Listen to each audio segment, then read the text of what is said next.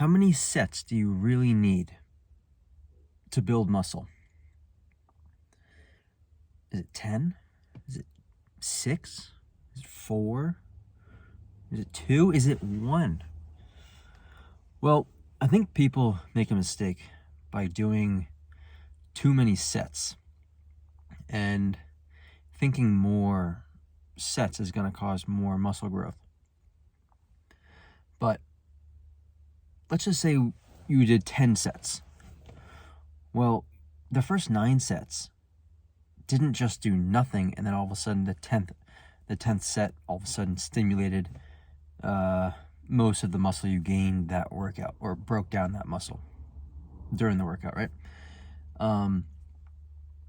So if you're doing more than one set, that means the first set did something because it's slowly adding up. But how many sets do you really need? Well, I would say that the minimal amount of sets is the best. So if you can cut it down from 10 to 5, right? Let's not go extreme yet and say do 1 set, but that is a conversation that can be had.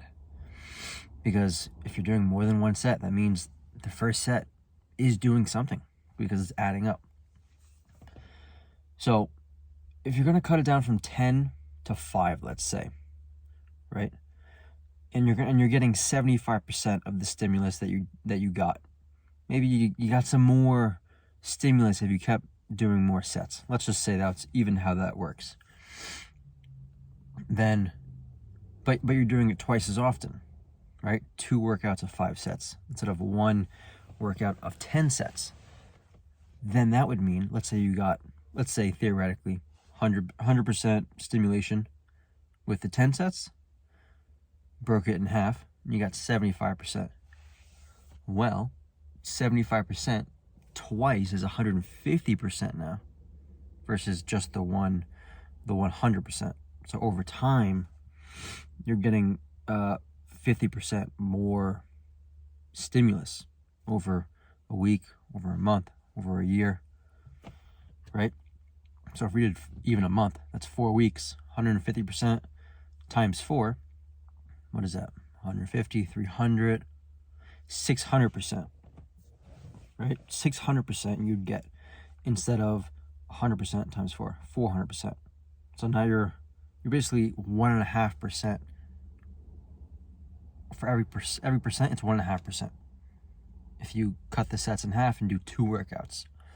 And that goes for all body parts, really. So you can even get into the idea that the bro split, the individual muscle groups, might not be as beneficial for someone who's just starting out, or for someone who's not super strong yet. And even when you're super strong, if you can get away with doing like a upper lower, and most of you have heard of the push-pull legs, but you could do upper body and lower body, right? Like every other day, something like that.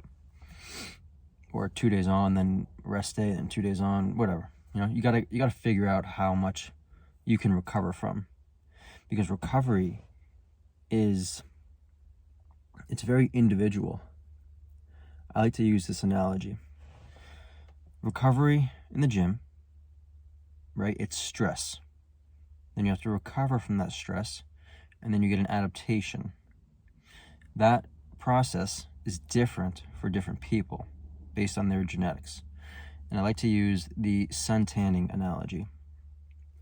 So let's just use me for an example. I can go out in the sun for maybe even 15 minutes a day during like midsummer. And over a week, I could have a slight tan, right? Could slowly build it up. Someone else might burn in 5 minutes, right? And they don't even get tan really. Their skin cannot adapt to the stress from the sun, right? It can't create melatonin and give you a tan skin. I wanted to put this video out because I've been experimenting with very few number of sets, but training it more often doing upper lower. I tried full body, I'm doing every other day. Lower body, day off. Upper body, day off. Lower body, day off. Upper body. So you get it. You got to find out what kind of works. So you might experiment with it. I'm going to leave this video off with one thing to think about. If you're doing 10 sets, let's say, that means every set, even one set, is doing something, because it doesn't just go 0, 0, 0, 0, and then all of a sudden the last set is 100% stimulus. It's building up. And if you could get it done in a couple sets, or even one set, then anything additional is putting more recovery demand on your body, but potentially not as much stimulus. Potentially. So keep the sets minimal. Stimulus will be high. Recovery as low as possible, because you got to do at least one set to stimulate.